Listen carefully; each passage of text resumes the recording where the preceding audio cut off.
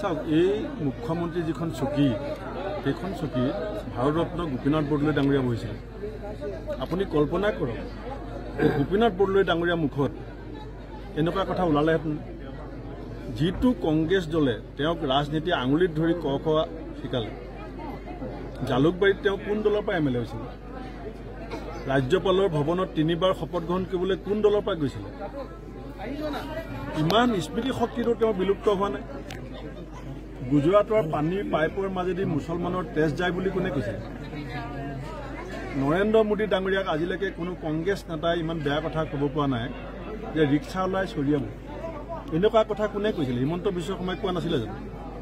কিন্তু তেওঁৰ আচল ৰূপটো এতিয়া ৰাইজে লাহে লাহে বুজি উঠিছে যে এই মানুহজনে নিজৰ চকীখন বচোৱাৰ স্বাৰ্থত কি পৰ্যায়লৈকে যাব পাৰে।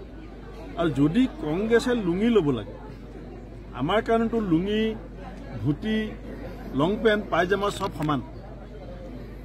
মই ধুতিও পিন্ধো যেতিয়া নামঘৰলৈ যাওঁ, কেতিয়াবা ঘৰত আমি আজৰি সময়ত লুঙিও ব্যৱহাৰ কৰোঁ।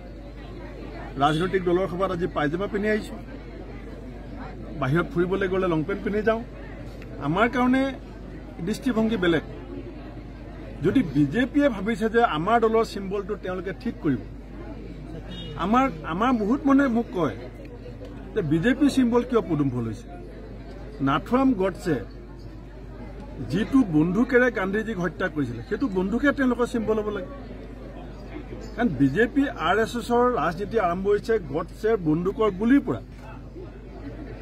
গতিকে হিমন্ত বিশ্ব শৰ্মায়ো ৰাষ্ট্ৰীয় বিজেপি কেন্দ্ৰীয় নেতৃবৃন্দৰ সৈতে কথা পাতি তেওঁলোকৰ চিম্বলটো নাথুৰাম গডছেৰ যিটো বন্দুক আছিলে, যিটোৰ পৰা 3 যায় গুলী গান্ধীজীৰ বুকুত মাৰোতে হে ৰাম বুলি কৈ গান্ধীজীয়ে মৃত্যু খাব দিছিলে, সেই বন্দুকটো তেওঁলোকে চিম্বল কৰি লওক।